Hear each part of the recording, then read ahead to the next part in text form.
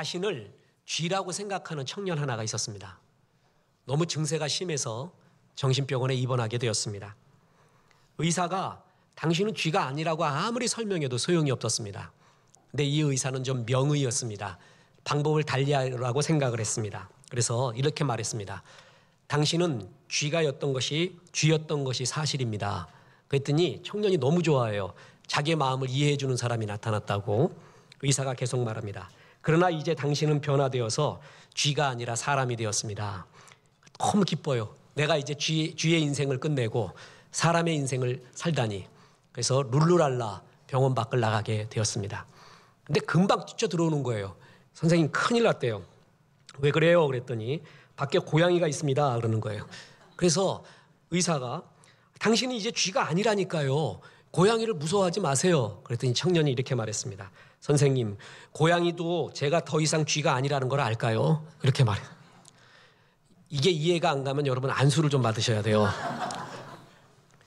자기를 쥐라고 생각하잖아요. 그럼 쥐 같은 행동이 나옵니다. 내가 동물로부터 지금 만들어졌다고 생각하잖아요. 그럼 동물 같은 행위를 해도 괜찮다고 생각을 합니다. 저는 남자입니다. 남자 행위하기가 너무 쉬워요. 여러분 중에 여자들 많잖아요. 여자 행동하기가 되게 쉬울 거예요. 존재의 확인에서 행위가 나옵니다. 설교에서 늘 말하지만 존재는 행위를 앞섭니다. 나라는 존재가 무엇인가가 내 삶을 결정해 가고 있다는 거예요. 르네상스라는 것이 있었습니다. 중세에 잘못한 교회의 역할들도 분명히 있습니다. 그래서 인간이 다시 인간으로 백하자, 돌아가자. 그게 르네상스예요. 이때 르네상스, 인간은 영혼을 추구하는 영물이기 때문에 뭔가 하나 신을 잡아야 돼요. 그래서 절대 신인 하나님을 안 잡고요. 그리스 로마 신화를 잡게 됩니다. 그리스 로마 신화에 나오는 신들이 어떻죠? 우리 같이 실수해요. 정력적이기도 하고요. 시기도 하고 질투해요. 그런 신화를 딱 잡았어요. 그러면서 하는 말이 뭔지 아십니까? 아니 신들도 이러는데 우리 인간이 이러는 건 당연하지 않아? 존재로부터 행위가 나와요. 나를 뭘로 여기느냐? 오늘 그 얘기를 하려고 합니다. 우리들의 지성이 충분히 이것을 소화하고 이 시대를 흐르고 있는 하나님을 대적하는 악한 사상을 바로 알고 주의 나라를 바로 정립하는 아름다운 주의 군사 되기를 주 예수의 이름으로 축원합니다. 오늘 본문은 첫째, 무신론적 인간관을 대적하라고 말하고 있습니다. 현대 세계를 이루는 현대의 사상 체계를 이루는 두 사람이 있었습니다. 하나는 찰스 다윈이요, 또 하나는 칼 마르크스입니다. 찰스 다윈은 그야말로 진화론을 주장해서 이 세상이 무에서부터 우연히 진화해서 지금 되었다고 이야기했죠. 칼 마르크스는 유물론을 주장하게 됩니다. 인간은 경제적, 물질적 존재, 영혼이 없는 존재예요. 이 두 사상이 지금까지 우리의 생각과 마음과 사회 체제와 가치관의 근저에 얼마나 많이 깔려 있는지 모릅니다. 두 사람이 전형적인 무신론이죠. 왜 이 사람들의 생각이 무섭냐? 진화론이 왜 무섭냐?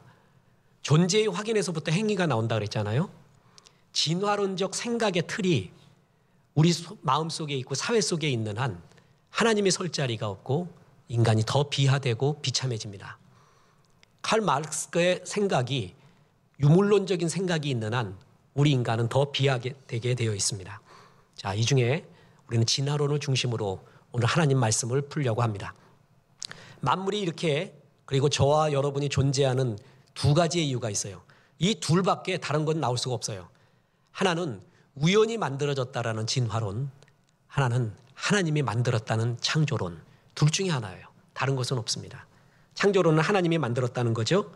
진화론이라는 것은 아무것도 없는 상태에서 우주의 빅뱅, 어떤 폭발 같은 것이 이루어졌던가, 아니면 우주에 먼지가 뭉쳤던가, 그래서 아주 우연한 일로 인해서 원시 생물체인 바이러스 같은 것이 만들어지고, 그것이 아주 우연한 어떤 일을 통하여서 원생 생물인 아메바 같은 것이 만들어지고, 그 아메바가 아주 우연한 어떤 일을 통해 가지고 아메바보다는 약간 고등한 생물이 되고, 그 고등한 생물이 아주 우연한 어떤 사건을 통해 가지고 좀 더 고등한 생물이 되어서 지금의 코끼리와 독수리, 그리고 참새, 나무, 풀, 그리고 우리 인간이 되었다는 거예요.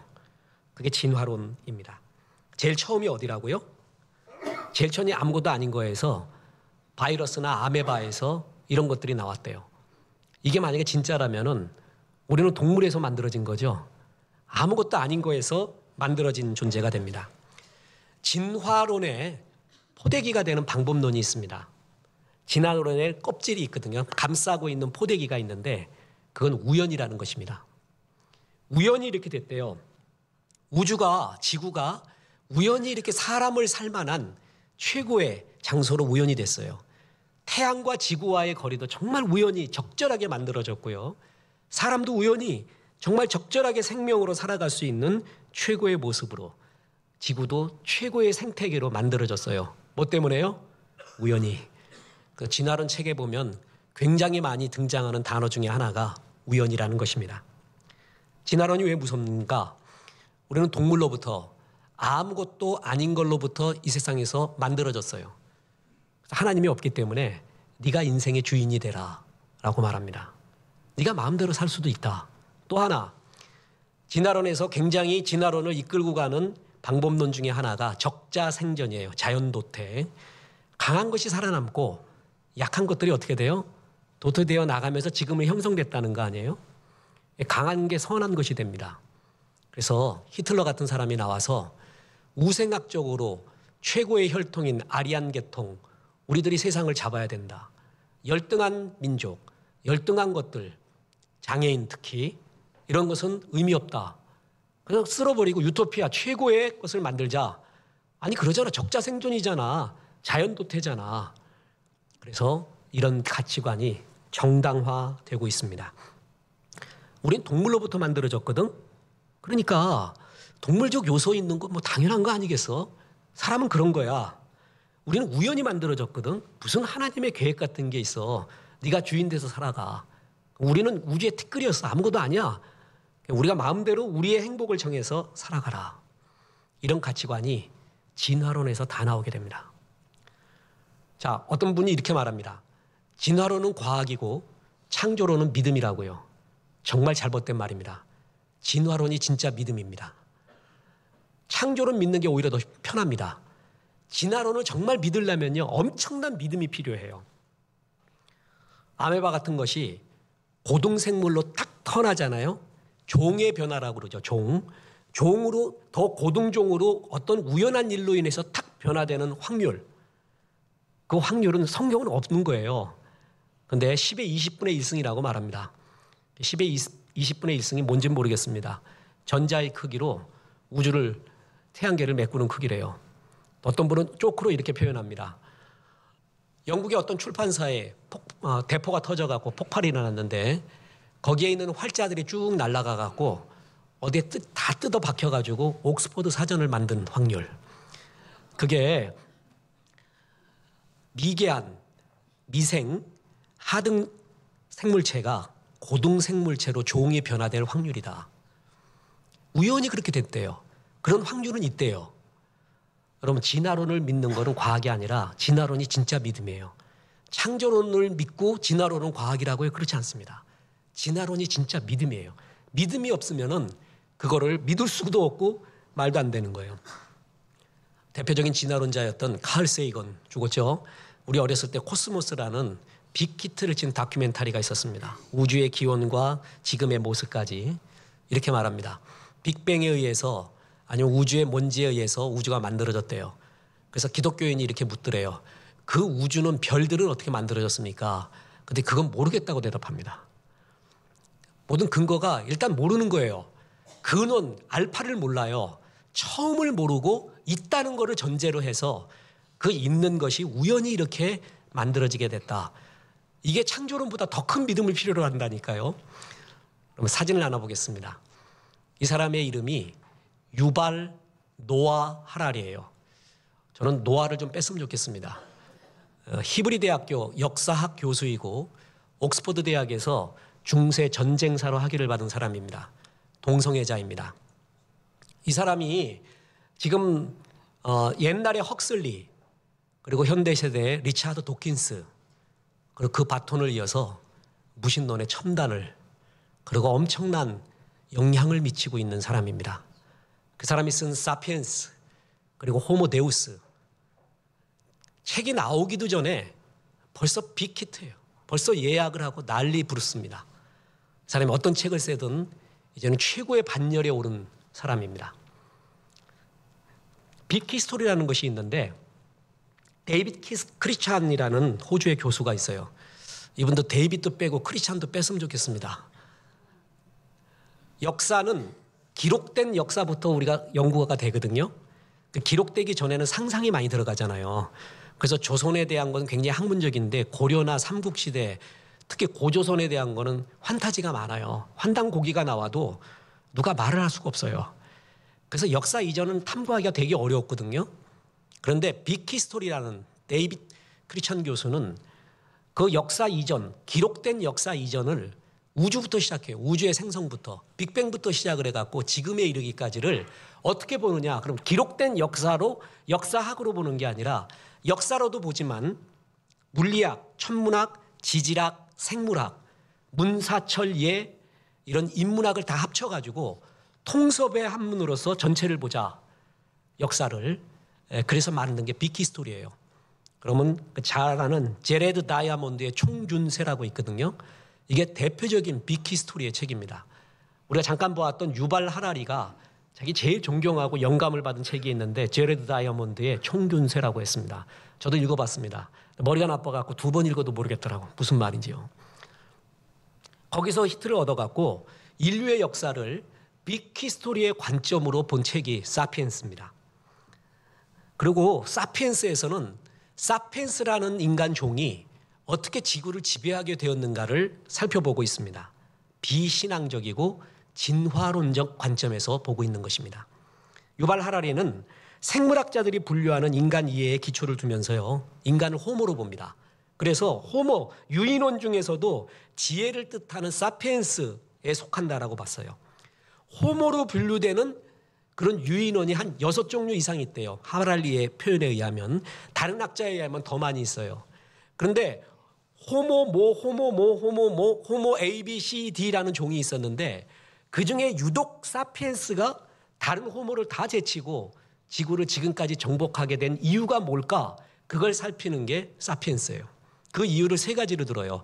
3가지 혁명이 일어났는데 하나는 인지혁명, 또 하나는 농업혁명, 또 하나는 과학혁명이 일어났다는 거예요. 이것 때문에 사피엔스가 이 세상을 지배하게 됐다는 거예요. 인지혁명이란 뭐냐면 인류가 똑똑해진 시기예요. 그래서 아주 우연한 기회로 유전자적 돌연변이로 인해서 사피엔스가 아주 똑똑해져서 언어를 사용하게 되었대요.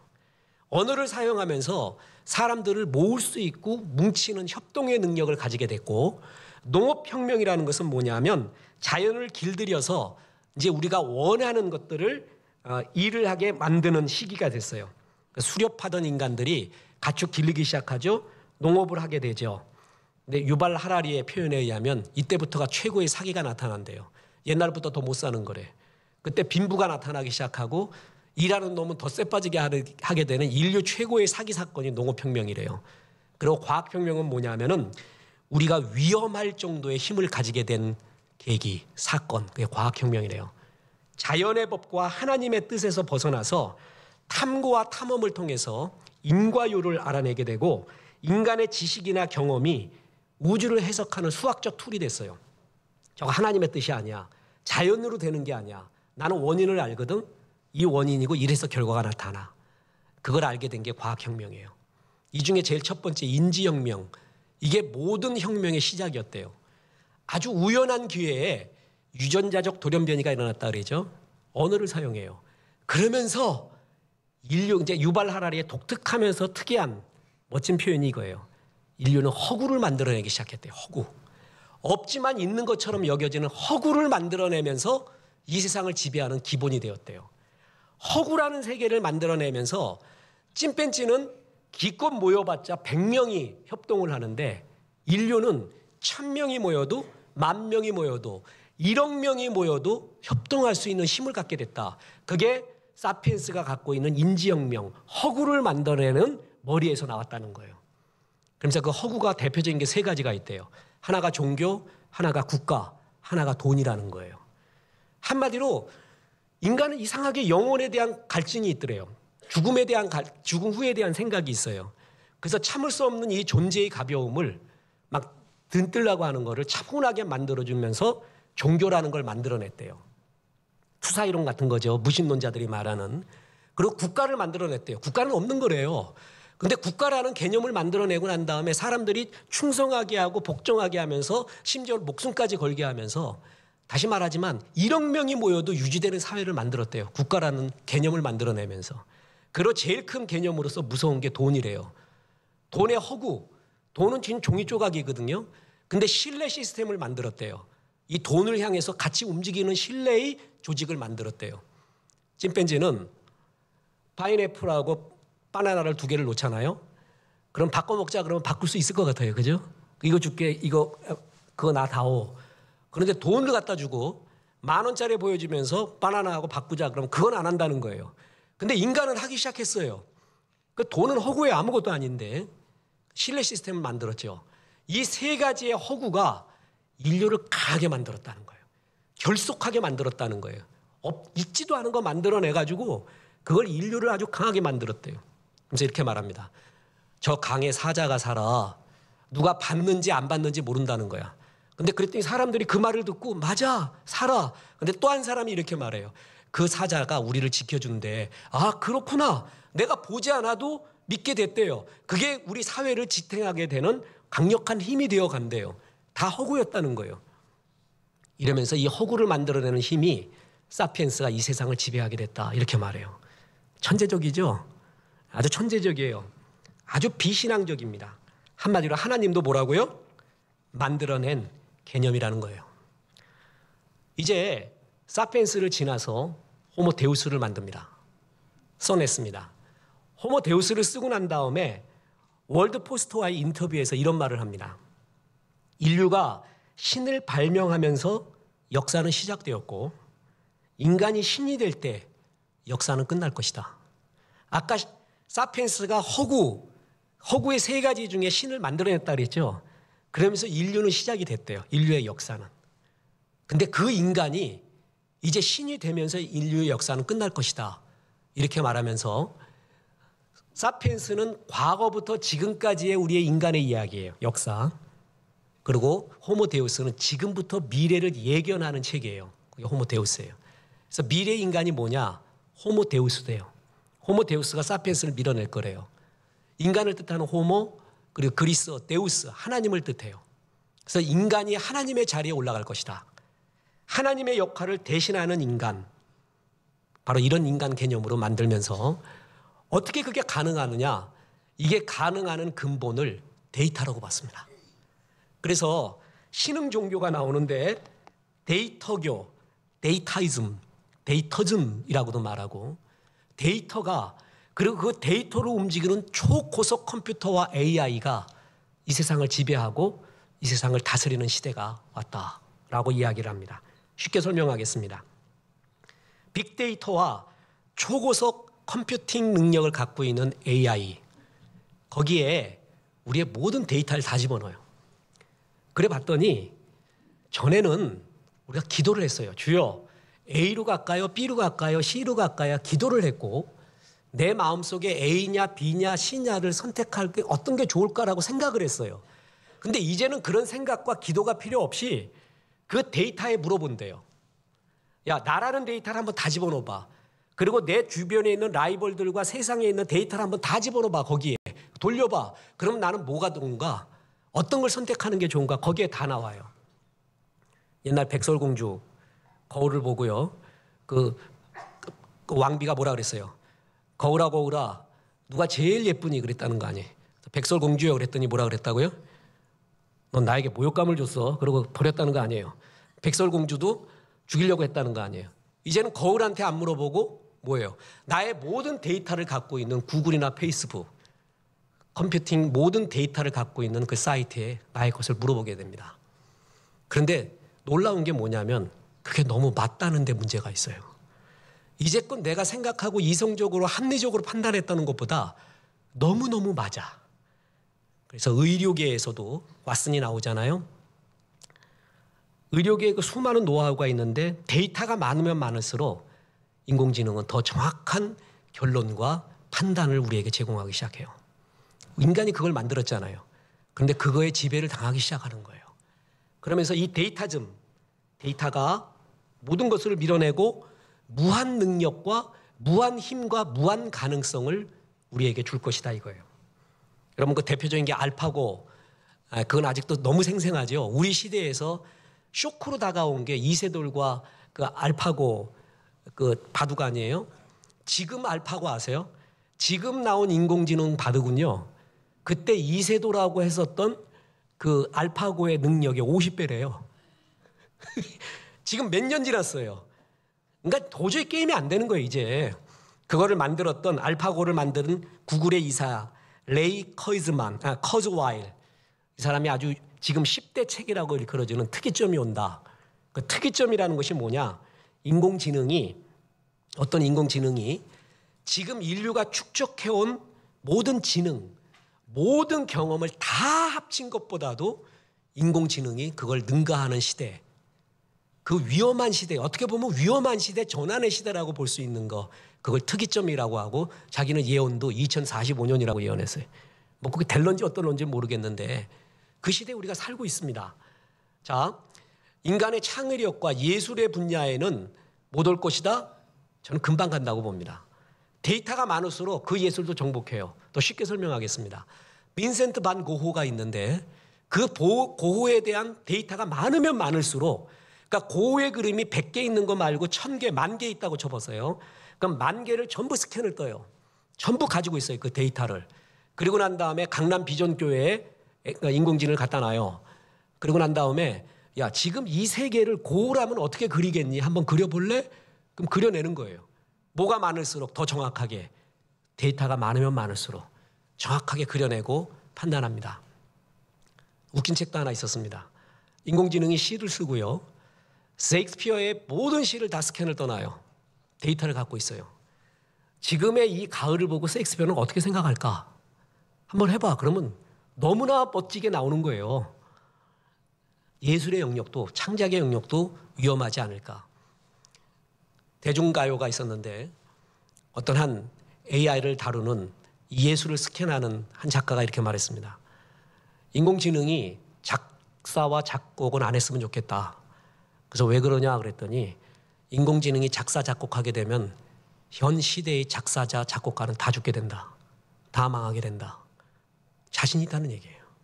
자신 있다는 얘기예요. 데이터가 그렇게 무서워요. 그래서 그 데이터에 모든 걸 의존하고 그렇게 되니까 전에 호모사피엔스는 인류를 굶주림과 질병으로부터 인한 사망을 많이 줄였는데 호모데우스는 데이터를 기본으로 해서요. 그리고 노화와 죽음을 극복하는 그러한 과정까지 왔다. 노화와 죽음은 신의 영역이거든요. 그것까지 감히 넘볼 수 있는 세상이 왔다. 이러면서 점점 영원히 하나님이 없어지는, 유발 하라리가 이걸 이야기하면서도 무서운 거예요. 그리고 역사의 발전이 시작이 되잖아요. 수레바퀴가 돌아가잖아요. 그러면 아무도 멈출 수가 없다는 거예요. 아, 우리 이러면 안 되겠다. 이러면 안 되겠다 그래요. 야, 우리 이제 원자력 쓰지 말고 무기 쓰지 말고 우리 옛날로 돌아가서 창으로 쓰자. 우리 죽창 만들어서 싸우자. 그런 어떤 나라가 하나 있다고 쳐봐요. 우리는 그렇게 안 한대. 우리는 대포 그대로 쓸 건데. 우리는 원자력 그대로 쓸 건데. 그럼 둘이 붙는다면 누가 이길까요? 그건 물어보나 마나 아니에요. 역사가 돌아가잖아요. 아무도 멈출 수도 뒤로 가게 할 수도 없는 거예요. 이런 시대가, 우리가 통제 불가능한 시대가 오게 되었다. 이렇게 비관적으로 말하는 거죠. 그러면서 인간은 뭐냐? 지금 이 시대에 사람이 사람을 보거나 집단이 사람을 볼 때도 뭐냐면 데이터 하나를 갖고 있는 칩이에요. 그 사람은 어떤 데이터를 갖고 있어? 어느 종류야? 칩 하나로 보고.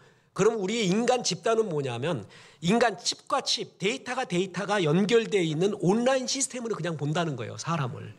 그래서 사피엔스가 그나마 갖고 있었던 인간미 이런 것도 다 없어지고 이제는 우리는 데이터, 하나의 데이터에 불과한 그런 존재가 된다. 그러면서요. 사피엔스 마지막에 이런 글을 썼습니다. 이제 우리에게 문제가 되는 것은 우리가 무엇이 되고 싶은가의 문제가 아니다. 우리가 원하는 것이 무엇인지를, 그것이 문제이다. 힘은 엄청나게 갖고 있는데 어디로 가야 될지, 내가 누군지 모르는 세상, 이게 무섭대요. 중국 무협 소설에 보면은 취모검이라는 게 나옵니다. 이 칼이 얼마나 날카로우냐 하면은 그 칼을 여기다 두고요, 머리카락 하나를 딱 떨어뜨리면 머리카락이 세 가닥으로 딱 나눠진대. 그게 취모검이에요. 여러분, 검객이라면은 이런 칼 갖고 싶어 하죠? 우리 교회 어느 성도님이 실검을 갖고 있더라고. 내가 가서 신방 가서 봤어. 난 덜덜 떨리더라고만. 다루는 대로 잘못 빼면 큰일 나요. 다 베버리니까. 취모검을 갖고 있어 봐요. 얼마나 무섭겠어요. 근데 들고 있는 이놈이 정신 좀 나간 놈이야. 내지는 쓰고 싶어 죽겠어요. 이런 놈이 취모검을 들고 있어요. 얼마나 무섭게 돼요. 강력한 무기는 갖고 있지만 자격이 안 되는 것, 윤리가 안 되고 제어 능력이 없는 사람이 이걸 갖고 있게 되면 그것 때문에 자기가 망하게 되는 거예요. 이웃도 죽게 되고요. 지금 시대가 이런 시대가 되어간다. 사람이 데우스가 AI를 만들어내면서 스스로 데우스, 신이 되었다. 전에는 신이라는 허구를 만들면서 역사가 시작됐는데 인간이 신이 되면서 역사가 끝이 나고 있구나, 이렇게 표현하고 있어요. 여러분, 이게 멋있잖아요. 이런 말이 정말 멋있거든요. 특히 사피엔스에서 허구 개념 같은 거를 사피엔스가 만들어내면서 사피엔스가 지배하게 됐다, 이런 말은 정말 멋있어요. 지성인들이 환호를 합니다. 정말 멋있어 보여요. 그리고 제레드 다이아몬드의 총균세에 나온 빅히스토리를 결합했죠. 리차드 도킨스의 이기적 유전자의 DNA 이야기를 접촉했죠. 이래가면서 막 학문을 만들어내는데 사람들이 열광을 해요. 근데 그 근본에 뭐가 있습니까? 무신론이에요. 진화론이란 말이에요. 지성인들이 열광하고 있는 이 세계의 그 근본이 진화론이었다는 것입니다. 여러분, 이것이 이 세계를 지배하고 있습니다. 우주비행사가 우주로 나갔습니다. 이런 말을 합니다. 봐라, 하나님은 어디고는 없다. 하나님이 있긴 어디 있어? 우주 나와봐도 없네. 또 한 명의 우주비행사가 우주를 나갔습니다. 이렇게 말합니다. 주 하나님 지으신 모든 세계, 이렇게 조화롭고 아름다울 수가 있을까? 여러분, 똑같은 세계를 놓고 이렇게 말할 수가 있습니다. 진화론적 사고를 가지면은요, 이 세상에 열등한 것, 평등을 깎아먹는 것, 별 의미 없고 루저로 여깁니다. 능력 없는 사람, 의미 없다고 합니다. 제가 56동 할 때 제일 괴로웠던 말이 평균 깎아먹는 놈이었습니다. 나는 학교에, 그리고 학급에 평균 깎아먹는 놈이었대요. 그게 얼마나 상처가 되는지 몰라요. 저는 주님이 택해서 목사가 되었습니다. 하나님의 말씀을 전하는 존재가 되었습니다. 저는 평균 깎아먹는 놈이 아닙니다. 저는 그렇게 나쁘거나 루저거나 실패한 인생이 아닙니다. 진화론적인 사고가 우리 가운데 많잖아요. 약육 강생, 싸우는 것도 당연하고요. 강한 놈이 살아남는 것이, 그거 승자고 그것이 능력 있는 자로 너무나 당연해집니다. 약자는요, 그리고 힘없는 자는요, 평균 깎아먹는 놈이에요. 존귀하지가 않아요. 근데 하나님은 우리를 하나님의 형상대로 지음받았대요. 그리고 너를 그처럼 사랑한대요. 사랑의 뜻이 뭔지 아십니까? 그 사람이 아니면 대체할 수 없는 그것, 그게 사랑이에요. 10명의 자식이 있어도 1명의 자식이 없으면은 그 1명을 대신할 다른 사람이 없는 거예요. 9명이 소용이 없어요. 그 1명 때문에 엄마는, 아빠는 죽어가는 거예요. 그게 사랑의 정의예요. 하나님이 창조한 우리는 그처럼 사랑하신 거예요. 나를 폐기 처분하고 나를 이제 죄를 보면서 쓸모없는 존재가 되었다고 나를 버리고 새로운 창조를 안 하고 끝내 나를 위해 선지자 보내고 다 죽이고 아들까지 와서 죽이면서 살려내시고 사랑하신다라는 그 사랑이 진화론에 어디 나옵니까? 이 인간 사랑과 존엄성이 어디에 나옵니까? 하나님이 나를 하나님의 형상대로 만들었대요. 그리고 죄에 빠진 나를 자기 아들까지 주면서 특별한 사랑을 주고 있는 존재, 최고의 인간론은 바로 성경에서 나오는 하나님의 이 사랑의 인간론이에요. 개척교회에 특별한 감사패 이야기가 굉장히 회자되었었습니다. 어느 개척교회에 목사님이 늘 개척교회가 겪고 있는 아픔을 겪었습니다. 좀 키웠더니 어디로 가고, 키웠더니 서울 가고, 키웠더니 어디 가고, 목사님이 힘들어 죽겠습니다. 기둥 같았던 재정도 많이 감당하고 헌신도 많이 했던 집사님 부부 한 분이, 한 가정이 또 서울로 가서 이제 교회가 완전히 휘청거리게 되었습니다. 힘도 없고 목사님 생각에 교회를 접어야겠다. 주님이 지금 원하시지 않는 것 같구나.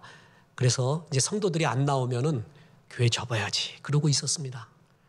그랬는데 꼭 나오는 분이 하나 있었어요. 할머니인데 이 할머니가 귀도 잘 안 들리고 말도 잘 못하시고 헌금도 500원, 많이 낼 때 1,000원. 근데 이분이 새벽 기도부터 금요 철학까지 빠지는 적이 없네. 수요 예배까지 다, 주일 3부까지 다, 주일 2부까지 다 드려. 그럼 사람들이 이제 안 나오면 교회 접으려고 했는데 이 할머니가 계속 나오는 거예요. 소리를 알아듣는지 안 알아듣는지, 아멘을 하는지도 모르겠고. 그래서 그냥 저분만 안 나오면 되겠다. 목사도 사람이잖아요. 그런 마음이 든 거예요. 그렇게 1년이 지난 거예요. 교회가 그 월세도 내야 되고 얼마나 버티기가 힘들겠어요. 1년이 그렇게 지나가 버렸어요. 오늘날 새벽 기도를 하는데 주님의 성령이 벼락을 친 거예요.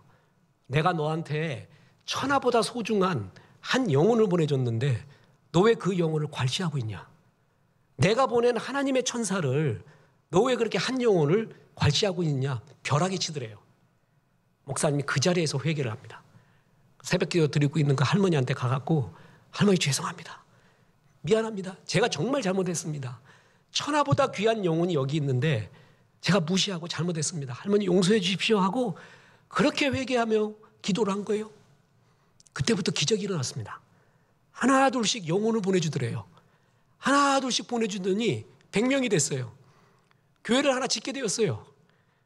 그러고 난 다음에 그 교회를 갖다 입당을 할 때 특별한 감사패를 하나 만들었습니다.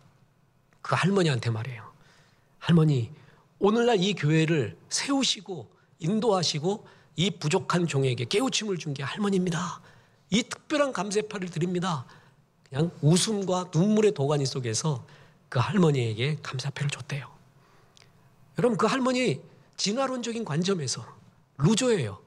능력이 없는, 편견을 깎아먹는, 필요 없는 존재일 수가 있어요. 주님은 우리를 그렇게 안 본다는 거예요. 천하보다 소중한 인재, 영혼으로 보고 그를 통해 하고 싶은 일이 있어요. 어떤 존재라도 하나님의 뜻이 있어 이 땅에 태어났고 비전이 있고 목적이 있고 그를 통해서 영광받고 싶으신 하나님의 마음이 있다는 거예요. 여러분, 어떤 게 진짜 인간을 사랑하고 있습니까?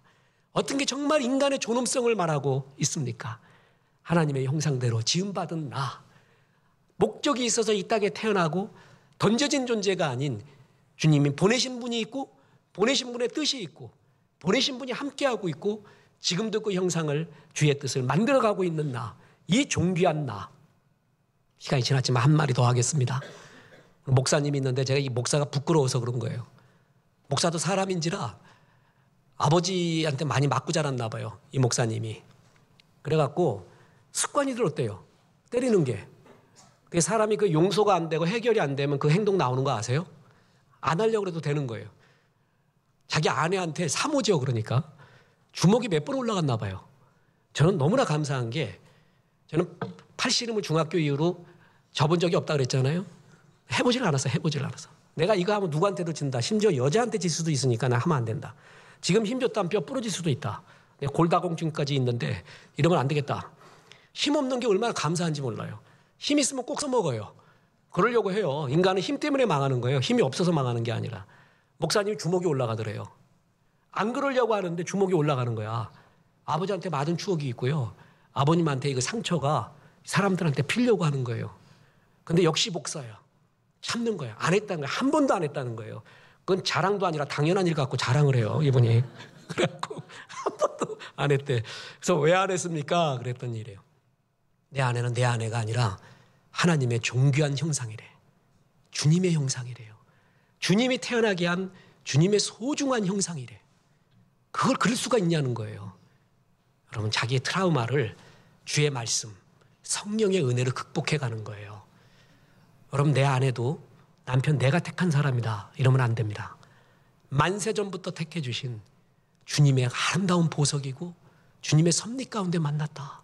이런 사람하고 내가 마음대로 택할 수 있고 마음대로 이 세상을 좌우할 수 있어. 그런 사람하고 사람 보는 게 벌써 다릅니다. 하나님의 형상이야. 하나님의 존귀한 자야. 성경적인 인간관이 진짜 우리를 사람 같게 만들고 우리를 가장 가치 있게 만듭니다.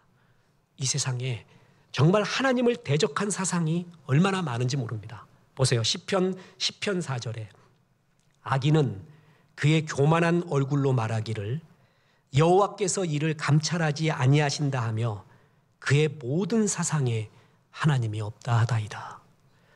아름다움으로 포장하고 지성으로 포장하면서 하나님이 없다고 합니다. 제2의 유발 하라리, 제3의 인물들이 나타나서 세계의 지성을 좌우하며 세계의 영성들을 하나님을 향한 그 마음들을 다 갉아먹을 것입니다. 우리의 사명 중에 하나가 이런 악한 하나님을 대적하는 생각과 사상을 대적하고 주님 나라를 선포하는 거예요. 그게 우리가 주기도문에서 말하는 하나님의 나라가 이 땅에 임하옵시고 주님의 생각과 가치관이 이 땅에서 역사하기를 원합니다. 그게 우리의 사명 중에 하나입니다. 이 주의 사랑, 하나님의 형상대로 지음받은 인간의 존엄성, 이거를 많이 퍼뜨리십시오. 많이 이야기하고 그 자존감 속에서 살아가십시오. 기뻐하십시오. 그래서 이 땅에 하나님 나라가 도래하는데 조금이나마 더욱더 쓰임받는 귀한 주의 종 되기를 주 예수의 이름으로 축원합니다.